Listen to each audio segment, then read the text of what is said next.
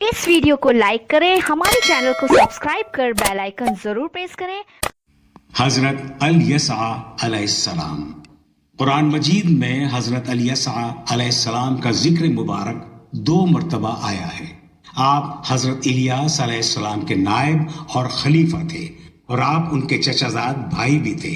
ابن اسحاق کے مطابق ان کا نام الیسع تھا، اور یہ خطوب کے بیٹے ہیں، لیکن ابن عساکر نے ان کا نسب نامہ یوں نقل کیا ہے: الیسع بن عدی بن شوتم بن افرائیم بن یوسف علیہ السلام۔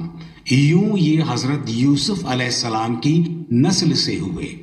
حضرت الیسع اپنی ابتدائی عمر ہی سے حضرت الیاس علیہ السلام کے ساتھ رہتے تھے، اور ان کے انتقال کے بعد اللہ تعالیٰ نے بنی اسرائیل کی رہنمائی کے لیے حضرت الیسع علیہ السلام کو نبوت سے سرفراز کیا، اور انہوں نے حضرت الیاس علیہ السلام کے طریقے پر ہی بنی اسرائیل کی رہنمائی فرمائی۔